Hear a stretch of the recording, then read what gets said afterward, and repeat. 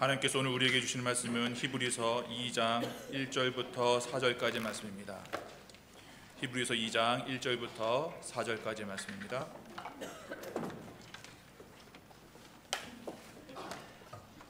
히브리서 2장 1절부터 4절까지 말씀을 제가 받도록 읽겠습니다.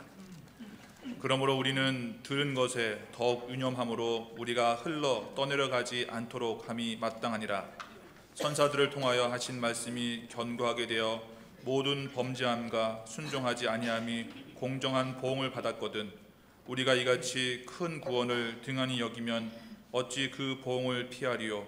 이 구원은 처음에 주로 말씀하신 바요 들은 자들이 우리에게 확증한 바니 하나님도 표적들과 기사들과 여러 가지 능력과 및 자기의 뜻을 따라 성령이 나누어 주신 것으로서 그들과 함께 증언하셨느니라. 아멘. 네, 고맙습니다. 오늘 성령 강림 주일, 또 이렇게 불같은 성령, 정말 오랜만에 들어보는 찬양입니다. 예, 오늘 성령 강림 주일, 그래서 우리 성전 꽃꽂이도 빨간색으로, 또 넥타이도 빨간색으로, 다 맞춤입니다. 여러분을 위해서. 우리에게 오신 성령의 역사가 여러분의 인생과 삶에 큰 기쁨 되시기를 주님의 이름으로 축복합니다. 오늘부터 히브리서 말씀을 같이 나누도록 하겠습니다. 히브리서 말씀은 신약 성경 중에서 편지 형식으로 쓰인 서신에 속합니다.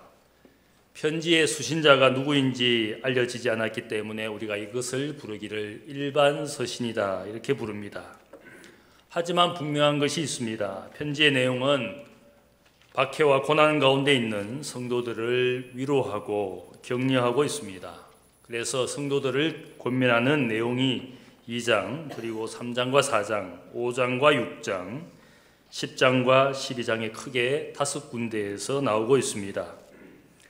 권면하는 내용이 오늘 첫 번째 본문 2장에서 시작이 되고 있습니다. 1절 말씀을 보면 우리가 흘러 떠내려 가지 않도록 함이 마땅하니라 이렇게 말하면서 저자가 권면의 이유를 밝히고 있습니다. 흘러 떠내려 가지 않도록. 흘러 떠내려가다라는 단어 속에서 바다에서 물결이나 파도에 따라 떠밀려가는 배를 우리가 생각하게 합니다. C.S. 루이스 교수님은 말하기를 믿음에서 실족한 많은 사람들을 살펴보면 어떤 이성적인 생각이나 논쟁을 통해서 믿음에서 실족한 것이 아니라 그냥 흘러 떠내려 갔을 뿐이다 이렇게 말합니다. 열심히 신앙생활하지 않는 교인들의 모습을 보면 무슨 그분들이 특별한 무신론적인 이론이나 판단에 근거해서 혹은 어떤 특별한 이유가 있었기 때문에 열심으로 신앙생활을 하지 않는 것이 아닙니다. 일상적인 조류나 세상의 세파에 흘러 떠내려가고 있기 때문에 어느 순간 교회에서 믿음 생활에서 멀어져 간 것이라 할 수 있습니다. 말하자면 살다 보니까 살다가 떠내려갔을 뿐입니다. 열심히 가정생활하고 직장생활하고 애 키우고 주어진 일을 하며 바쁘게 살다 보니까 어느새 떠밀려 세상 한가운데 있는 자신을 발견합니다. 세상의 바다의 한복판에 서 있는 것을 알게 된 겁니다. 교회도 신앙생활도 저 멀리 있게 되고 주일은 더 이상 특별한 날이 아닙니다. 예배도 관심이 없고 기도와 말씀 생활도 더 이상 나와 상관없는 일이 되어버렸습니다. 살다가 믿음에서 떠내려가고 있는 사람들일 뿐입니다. 히브리서 기자는 오늘 특별히 믿음에서 흘러 떠내려가고 있는 사람들이 되지 않도록 2장에서 우리에게 몇 가지로 권면을 하고 있습니다. 첫 번째는 우리가 들은 것에 더욱 유념하여 살아야 한다고 권면합니다. 우리가 무엇을 들었느냐, 무엇을 가지고 있느냐 이것을 강조합니다. 우리가 들은 것은 바로 구원의 말씀을 우리가 들었다고 말합니다.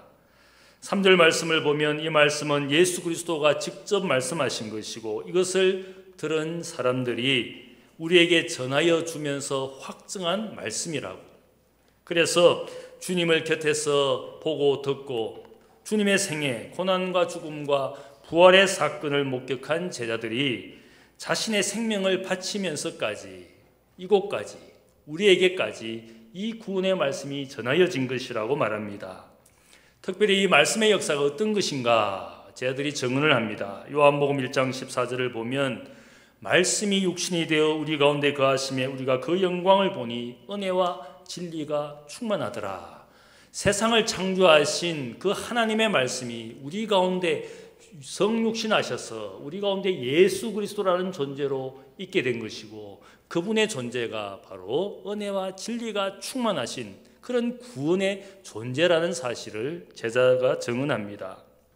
창조의 말씀이 예수 그리스도라는 존재로 우리 곁에 오셨다는 말씀입니다. 또한 요한 1서 1장을 보면 증언하기를 태초부터 있는 생명의 말씀에 관하여는 우리가 들은 바요 눈으로 본 바요 자세히 보고 우리의 손으로 만진 바라 이 생명이 나타내신 바 된지라 이 영원한 생명을 우리가 보았고 증언하여 너희에게 전하노라.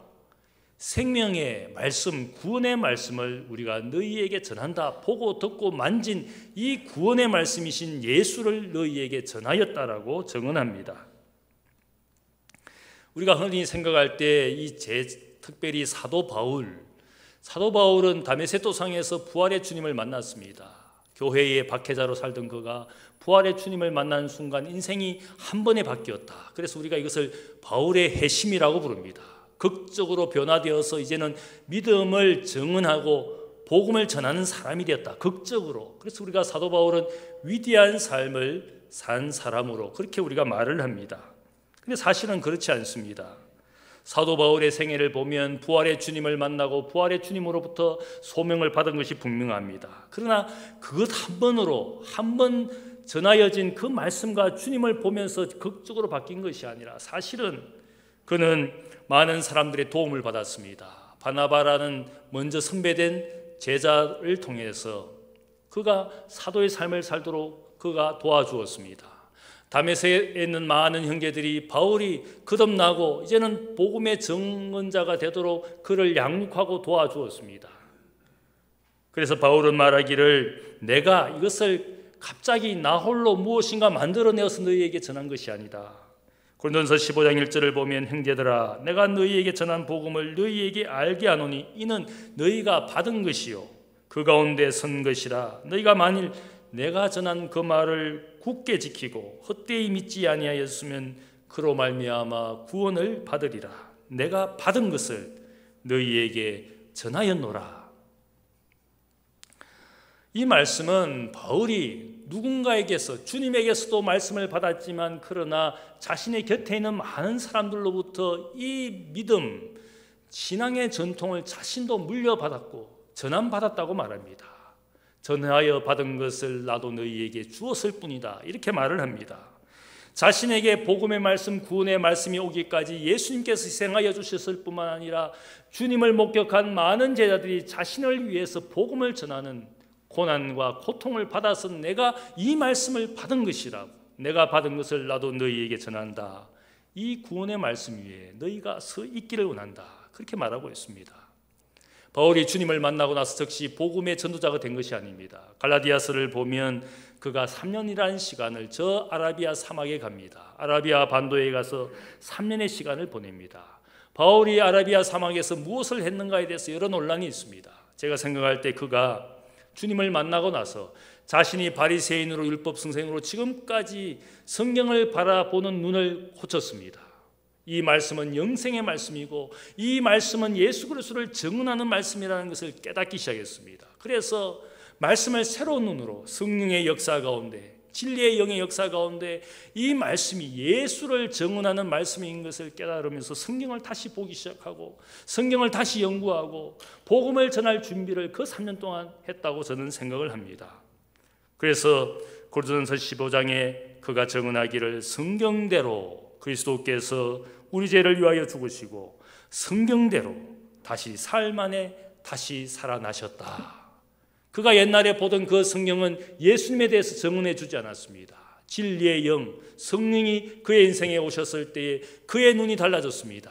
이 말씀이 진리의 말씀, 영생의 말씀, 예수 그리스도를 증언하는 말씀인 것으로 깨달았습니다. 성경대로 예수께서 죽으시고 성경대로 예수께서 살아나셨다. 이것이 복음의 핵심입니다. 전에는 성경을 죽은 문자로 보았지만 이제는 성령의 역사 가운데서 성경을 살아있는 구원과 은혜의 말씀으로, 여러분 오늘도 목사의 설교를 듣고 있습니다. 사실은 목사의 설교가 무슨 특별하지는 않습니다. 그러나 이것이 왜 특별합니까? 우리가 살아있는 하나님의 말씀, 성경을 매개로 해서 제가 전하고 여러분은 하나님의 말씀이 영생의 말씀인 줄 알고 이 성경 말씀을 매개로 해서 여러분이 설교를 듣고 있는 겁니다. 오늘 한국교회 강단이 어떤 목사님들은 성경을 설교하지 않습니다. 좋은 말, 감동적인 말, 웃기는 말, 그래서 교인들을 즐겁게 합니다. 감동을 줍니다. 그러나 거기에는 하나님의 말씀이 매개가 되지 않습니다. 그러다 보니까 교인들은 뭔가 마음으로는 흡족한 것 같은데 돌아서고 나면 또한 마음이 허무하게 됩니다. 수많은 사이비단들이 성경의 어떤 구절을 가지고 유혹을 하면 다 넘어갑니다. 왜 그런 일들이 반복됩니까? 어느 순간부터 여러분의 삶에 말씀이 매개되지 않는 예배를 드리고 설교를 듣고 말씀 생활은 전혀 하지 않는 성경은 뒷전이고, 그렇게 하다 보니까 영적으로 점점 더 가벼워지고 점점 더 유혹에 넘어가는 겁니다.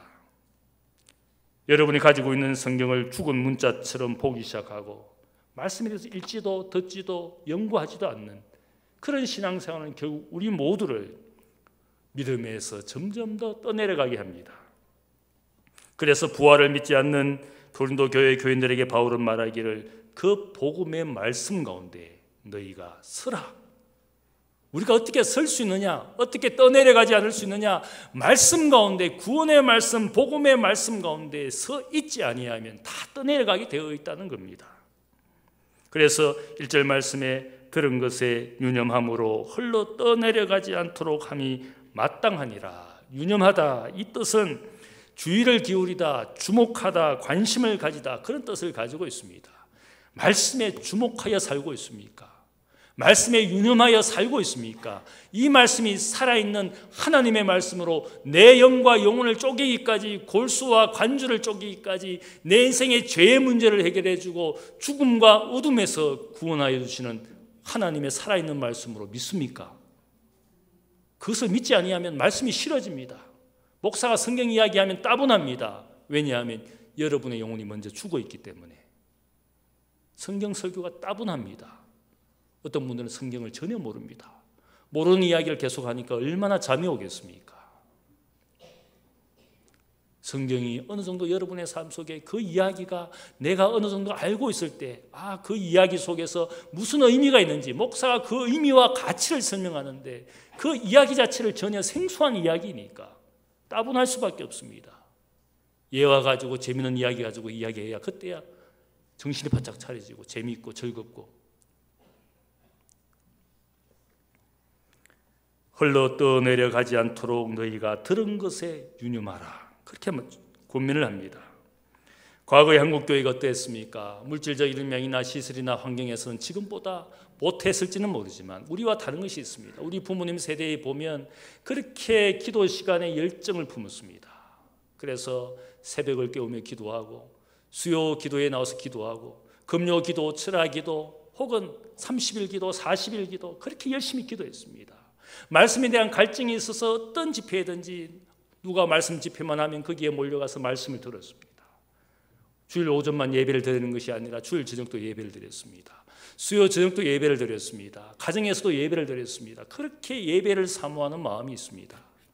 요즘 교인들 어떠합니까? 주일 오전 11시 예배도 그것도 힘들어가지고 일찍 오면 손해보는 것 같으니까 1분 전에 나타납니다.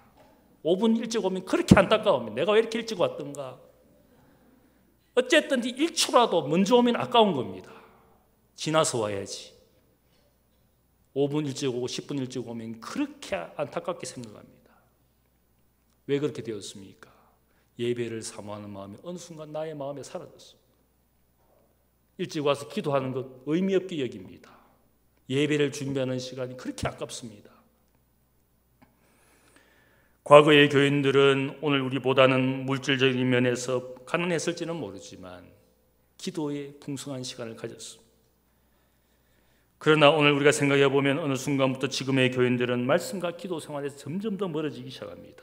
그래서 주일 저녁 예배도 없어졌습니다. 수요 저녁 예배도 없어졌습니다. 철학 기도도 없어졌습니다. 한밤의 기도 시간도 없어졌습니다. 없어지는 것만 가득합니다. 교회와 교인도 점점 더 흘러 떠내려가고 있습니다. 우리가 바다와 강물에 떠 있는 배를 생각해 보면 배는 목적지를 향해서 모터의 동력을 돌려서 나아갑니다. 그런데 모터의 동력이 고장 나거나 혹은 의도적으로 꺼버리면 어떻게 됩니까? 가만히 제자리에 있지 못합니다. 물결과 파도 치는 대로 결국은 떠내려갑니다. 가만히 있고 싶어도 제자리에 서고 싶어도 되지 않습니다. 떠내려갈 수밖에 없습니다. 우리가 말씀과 기도의 능력을 잃는 순간부터 떠내려갈 수밖에 없습니다. 세상의 세파의 조류에 흘러 떠내려가고 있습니다. 들은 것에 유념하고 받은 것을 지키지 않으면 떠내려갈 수밖에 없습니다. 우리가 받은 것에 유념하면 성령의 어떤 역사가 나타납니까? 내게 있는 이 말씀이 얼마나 값진 것인지 성령이 깨닫게 합니다. 성령의 역사가 뭡니까? 내가 너희에게 보혜사 성령을 보낸다. 그가 내가 말한 것을 너희에게 깨닫게 하고 지키게 할 것이다. 진리의 성령을 너희에게 보내서 세상 끝날까지 고아와 과부와 같이 버려두지 않고 그 곁에서 동행자가 되고 인도자가 되고 안내자가 되고 고난 가운데 위로자가 되셔서 너희의 인생 가운데 진리의 성령이 함께 하실 것이다. 진리의 성령이 내 삶 속에 있으면 주님의 교훈이 생각납니다. 주님을 위하여 살도록 나를 이끌어 주십니다. 그게 성령의 역사입니다. 받은 것을 더 풍성하게 하시고 들은 것을 더 세밀하게 말씀해 주시는 진리의 성령이 우리에게 있는 줄로 믿습니다. 세상의 조류에 떠내려가지 않기 위해서 우리가 가진 말씀이 무게가 있어야 돼요. 말씀에 무게가 있어요. 말씀 생활에 무게가 있어요. 일주일에 한 번 목사가 전해주는 성경 이야기만 듣고 살면 말씀에 무게가 있을 수가 없습니다. 내 삶 속에서 말씀의 양식을 먹으면 먹을수록 내 삶이 무거워집니다. 흘러 떠내려가지 않습니다. 사이비 이단이 와서 온갖 말도 되지 않은 해석으로 성경 구절을 가지고 여러분이 유혹을 해도 여러분의 말씀의 무게가 있으면 떠내려가지 않습니다. 유혹당하지 않습니다. 왜 사이비 이단이 설칩니까? 평생 성경 한번 안 읽어보니까 그 시를 믿기 삼아서 여러분을 유혹하면 넘어갑니다. 그래서 오늘 말씀에 우리가 가진 생명의 말씀, 구원의 말씀에 유념하여 살아가도록 권면하고 있습니다. 두 번째로 히브리서 저자는 큰 구원을 등한히 여기지 말도록 권면합니다. 3절 말씀을 보면 우리가 이같이 큰 구원을 등한히 여기면 어찌 그 보응을 피하리요. 구원의 큰 은혜를 소홀히 여기는 삶에 대해서 경고하고 있습니다. 큰 구원이라는 말씀의 뜻이 무엇이겠습니까? 내가 받은 이 은혜가 얼마나 귀한 것인지 값진 은혜, 큰 은혜라는 뜻입니다.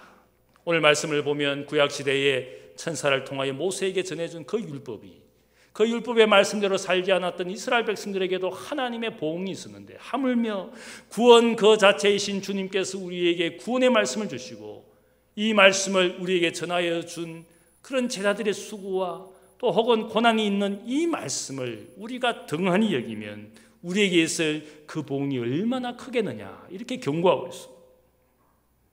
내가 받고 누리고 있는 주님의 은혜가 얼마나 귀하고 큰 것인데 그것을 값싼 것처럼 여기는 순간 우리의 믿음 생활이 떠내려가게 되어 있습니다. 값지고 비싼 것을 내가 귀중히 여기지 않는다면 나는 내 믿음 생활에서 흘러 떠내려갈 수밖에 없습니다. 값진 것이 더 이상 내 삶에 값지지 않으니까 내 삶이 떠내려갈 수밖에 없습니다. 우리가 믿음에서 떠내려가는 모양이 어떻게 나타나고 있습니까? 기도와 말씀 생활 혹은 예배와 봉사에 내 마음이 전혀 내키지 않습니다. 실증이 납니다. 어느 순간부터 교만합니다. 남을 판단합니다. 나는 아무것도 하지 않으면서 판단만 가득합니다.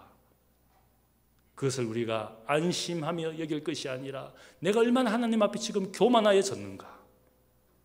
자신은 일하지 않으면서 남을 판단하는 것만 가득한 사람이 있습니다. 요즘에 우리가 느끼는 대로 얼마나 많은 암 환자들이 우리 주위에 있습니까? 우리 대학교의 교인들 가운데 지금 많은 암 환자들이 있습니다. 제가 부모님 중에 한 분씩 다 지금 암 투병을 하고 계시기 때문에 암병원에 많이 갑니다. 병원마다 큰 병원마다 다 암병동이 따로 있습니다. 거기 가보면 다 암 환자입니다. 당연히 암 병동이니까 암 환자밖에 없지만 어느 순간부터 제가 이렇게 세상에 암 환자가 많은가 이런 생각을 하게 됩니다. 암 환자가 가족이 그 중에 있으면 온 가족이 매달리게 됩니다. 서로 힘들고 어려운 시간을 보내게 됩니다.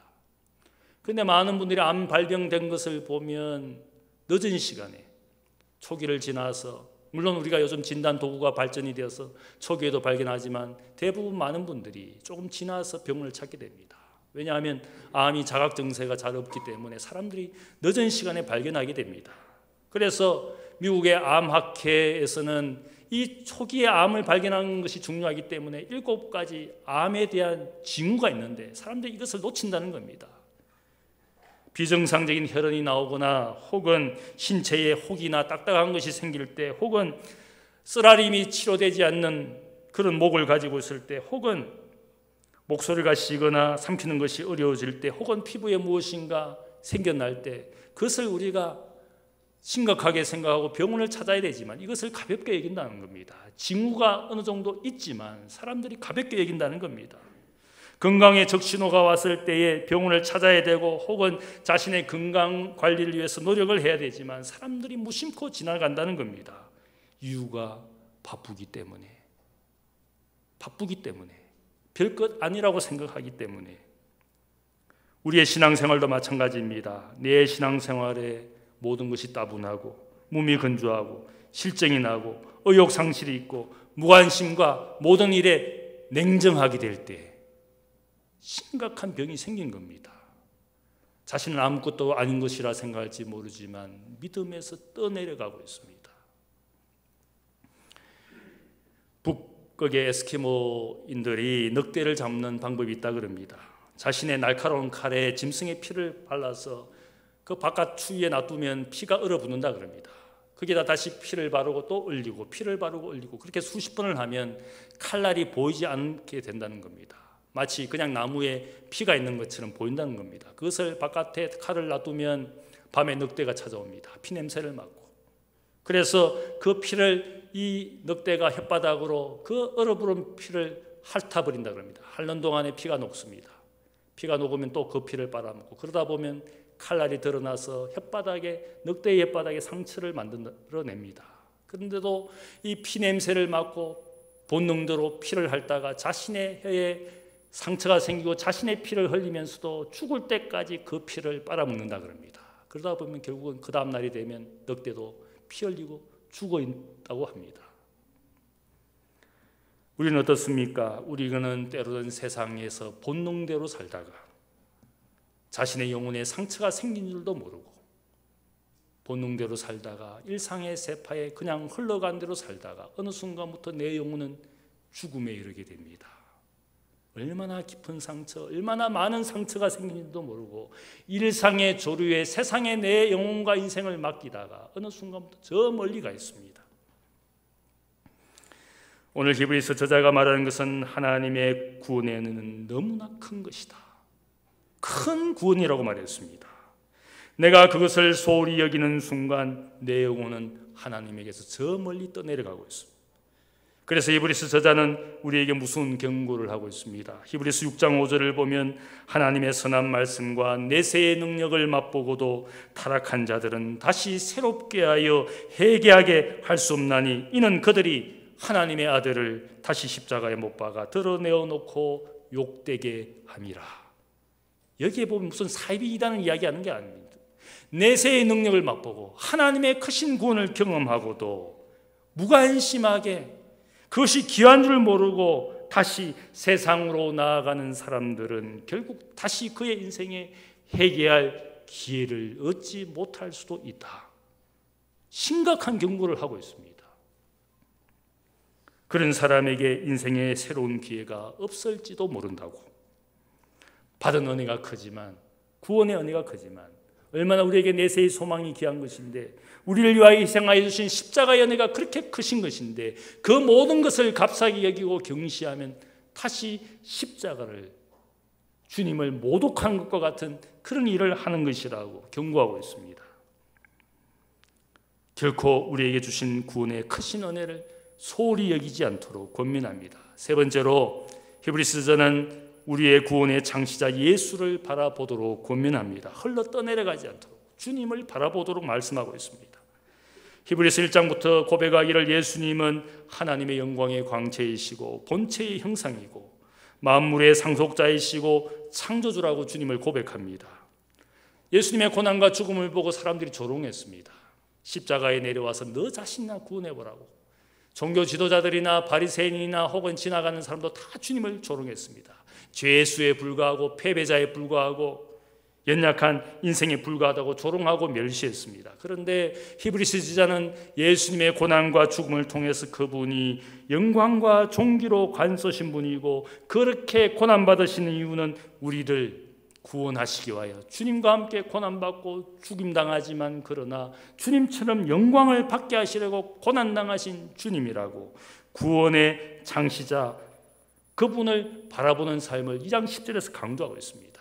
예수님이 구원의 창시자이다. 이 구원의 창시자라는 말은 구원의 근본이시다.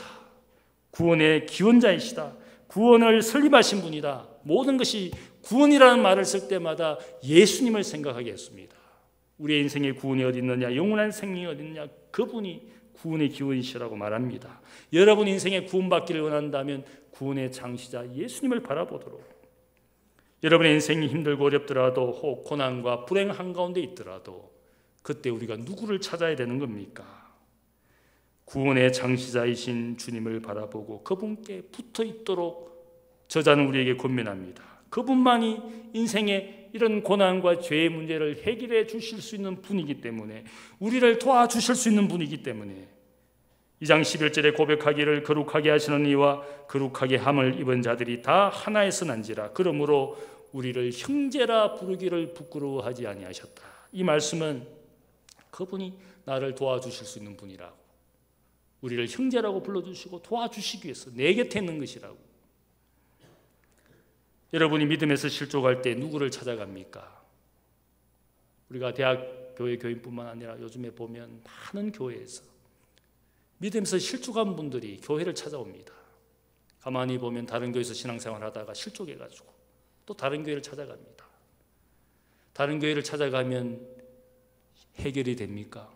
물론 해결받았다고 말할 수 있습니다. 이상한 목사 만나가지고 내가 신앙생활 제대로 못했고 상처받았다, 그래서 더 좋은 목사, 설교 잘하는 목사, 능력 있는 목사 찾아가면 여러분의 문제가 해결됩니까? 제가 가끔 그런 이야기합니다. 대학교회가 좋다고 왔는데, 대학교회가 문제를 해결해 줄 줄 알고 찾아왔는데 또 시간 지나니까 또 상처받습니다. 제가 그런 분에게 이야기합니다. 당신이 이 교회에 오는 순간 대학교회는 더욱 완전한 교회에서 멀어집니다. 문제가 있다고 다른 교회를 찾고 대학교회를 찾는다고 문제가 해결되는 것은 결코 아닙니다. 좋은 목사, 좋은 교회를 찾아간다고 문제가 해결되는 것이 아닙니다. 누가 우리의 문제를 해결해 줍니까? 구원의 창시자이신, 믿음의 주이신, 구원의 주이신 주님이 해결해 주는 것이지 목사가, 교회가 해결해 주는 것이 아닙니다. 많은 분들이 오해합니다. 좋은 교회를 찾아가면, 좋은 목사를 찾아가면 문제가 해결될 줄 아는데 그렇지 않습니다. 또 그 교회가, 또 그 목사가 여러분을 실망시킬 겁니다. 우리의 인생의 문제의 해결은 구원의 주만이 해결해 줄 수가 있습니다. 학위를 가지고 전문 상담을 해주는 상담사나 정신과 의사를 찾아가면 문제가 해결됩니까? 믿음의 문제는, 구원의 문제는 그렇게 해결되지 않습니다. 구원의 창시자이시고 만물의 근원과 목적이 되시는 주님을 찾아가야 됩니다. 믿음에서 떠내려가고 있는데 왜 다른 존재를 찾습니까? 그게 문제입니다. 제 아들이 갈릴리 호수 한가운데에서 배를 타고 있다가 폭풍우를 만났습니다. 과거에도 그런 비슷한 경험을 했습니다. 그때는 배 안에 주님과 함께 있었습니다. 주님께서 폭풍우를 잠잠케 했습니다. 그래서 그들이 생명을 구원받았습니다. 이제는 주님 없는 그 순간에 갈릴리 바다 한가운데에서 폭풍우를 만났습니다. 그들 가운데는 어부도 있었지만 호수 한가운데, 바다 한가운데 폭풍을 만났을 때 그들의 어부로서 경륜도 지혜도 능력도 다 소용이 없습니다. 생명이 경각에 달렸을 때에 놀라운 일이 생겼습니다. 예수님께서 산에서 기도하시다가 밤사경 가장 깊은 밤에 폭풍우 몰아치는 바다 위를 걸어오셨습니다. 주님의 모습을 보고 모든 제자들이 좋아했습니다. 베드로는 너무나 감격해서 폭풍과 치는 바다 한가운데로 뛰어들었습니다. 주님, 원하시거든 나를 오라고 명령하소서. 주님이 베드로에게 오라고 말씀했습니다. 놀라운 것은 베드로가 기적같이 주님처럼 물 위를 걸어가게 되었습니다. 그런데 그 다음 이야기를 보면 폭풍우 치는 그 바람을 보면서 다시 무서워했을 때 바다 밑으로 다시 빠져들어가기 시작했습니다. 그때 베드로가 주님을 향해서 다시 주님을 바라보면서 주여 나를 구원하소서 소리를 질렀습니다. 그때 주님께서 구원의 손을 내밀어서 베드로의 손을 붙잡고 물 밖으로 끄집어내셨습니다. 그리고 베드로의 손을 잡고 함께 배에 있는 제자들을 향하여 함께 손을 잡고 걸어가셨습니다. 여기에서는 생각하는 것이 있습니다. 물 위를 어떻게 베드로가 걸어갈 수가 있었습니까? 폭풍우가 치지만 주님을 바라보면서 주님만 바라보았을 때 그가 물 위를 걸어갔습니다. 바람을 보며 무서워하면서 주님에게서 눈을 돌렸을 때 그가 바다 밑으로 빠져들어갔습니다. 그의 인생의 관심과 목표가 주님에게서 눈을 돌리는 순간 그의 삶에 죽음이 임하기 시작했습니다. 세상으로 떠내려가기 시작했습니다. 물 밑으로 가라앉고 영혼은 죽어가기 시작합니다. 만물의 근원과 목적이 되시는 구원의 창시자 예수 그리스도에게서 우리의 인생의 눈을 돌릴 때에 무엇인가 다른 것을 찾는 순간부터 우리의 영혼은 어둠 속으로 바다 속으로 빠져들어갑니다. 그렇지 않습니까? 예수님 아닌 세상에 무엇을 사랑하기 시작했을 때부터 그 사랑하던 것이 나에게 상처를 줍니다. 돈이 상처를 줍니다. 사람이 상처를 줍니다. 명예와 인기가 어느 순간 나를 배반하고 그것 때문에 고통한 그런 연예인들 우리가 보지 않습니까? 인기가 떨어지니까 자신의 인생의 의미를 못 느끼고 자기의 생명을 끊으려고 하는 그런 연예인들 보지 않습니까? 주님으로부터 눈을 돌리며 바람을 보기 시작한 베드로가 물 밑으로 빠져들어갔을 때 베드로를 향하여 주님이 뭐라고 말씀합니까? 믿음이 작은 자여 왜 의심하였느냐? 이 말씀의 의미는 왜 주님을 의심했느냐고 묻습니다. 왜 주님이 구원해 주신 것을 믿지 않습니까? 왜 주님에게서 영원한 생명이 있다고 믿지 않습니까? 주님을 사랑하고 주님께 의지하는 것이 인생의 참 행복과 기쁨인 줄을 왜 믿지 않습니까? 믿지 않기 때문에 세상 행복을 찾습니다. 세상 기쁨을 찾습니다. 그래서 스스로 믿음에서 떠내려가고 있어요. 누구의 책임이 아닙니다. 나의 책임입니다. 목사의 문제도 아니고 교회의 문제도 아니고 다른 성도와 이웃의 문제가 아닙니다. 나의 문제일 뿐입니다. 주님께로 다시 눈을 돌리는 베드로의 손을 잡고 예수님께서 풍랑이 있는 바다 위를 베드로의 손을 잡고 함께 걸어가셨습니다. 히브리서 말씀은 우리에게 예수님께서 우리를 형제라 불러주셨다. 요한복음에 보면 내가 너희를 다시 종이라 부르지 않고 나의 친구로 부른다. 형제와 친구가 되셔서 우리를 도와주시고 우리를 구원하시기 위해서 친구를 위하여 목숨을 버리는 사랑이 가장 위대한 사랑이다. 친구로서 우리를 위하여 친구인 우리를 위하여 죽어주신 주님의 사랑이었습니다. 한 아버지에게서 난 같은 형제라고 부르시고 우리를 도와주시는 것은 그분이 먼저 고난을 받으신 분이기 때문에 고난과 시험 가운데 있는 나를 긍휼히 여기주셔서 나를 도와주시고 나를 구원하시기 위하여 내 곁에 와 있는 줄로 믿습니다. 다시 주님을 바라보면서 주여 나를 도와주소서. 순간적인 믿음으로 바다 위를 걷는 그런 베드로의 믿음을 원하신 것이 아니라 인생의 바다 밑으로 빠져들어가는 순간에 주님이 인생의 구원의 주인 줄 알고 주님께 구원의 손길을 구하는 그의 손을 잡는 것, 주님의 손을 잡는 것이 믿음입니다. 주님과 함께 손을 잡고 베드로는 폭풍우 치는 바다 위를 함께 걸어갔습니다. 그것이 믿음입니다. 언제나 주님과 연합되어 있고 주님의 손을 잡고 내 일상에서 주님과 붙어 있는, 그래서 함께 폭풍우 치는 바다 위를 걸어가기를 기대하시는 우리 주님인 줄로 믿습니다. 주님여 이 손을 꼭 잡고 가소서. 약하고 피곤한 이 몸을 폭풍우 허감 속 빛으로 손을 잡고 날 인도하소서. 내 주님, 주님께서 우리의 인생의 손을 붙잡기를 원합니다. 그런데 나는 이 손을 다른 곳을 향하여 벌리고 있습니다.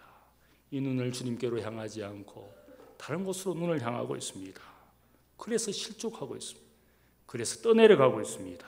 그래서 히브리서 기자는 말합니다. 너희가 들은 것, 너희가 가진 것에 유념해야 된다. 너희가 받은 것을 결코 소홀히 여기지 않고 소중히 여겨야 된다. 어떤 상황과 순간에서도 구원의 창시자이신 주님을 바라보도록 우리 곁에 와 주신 줄로 믿습니다. 언제나 우리를 형제와 친구로 불러주시는 우리 주님, 인생을 붙드시고 도우시고 구원하실 것을 믿습니다. 나의 주님, 나의 구주라고 도마가 주님 앞에 무릎을 꿇었습니다. 결코 주님께서 육신으로 부활할 것을 믿지 않았습니다.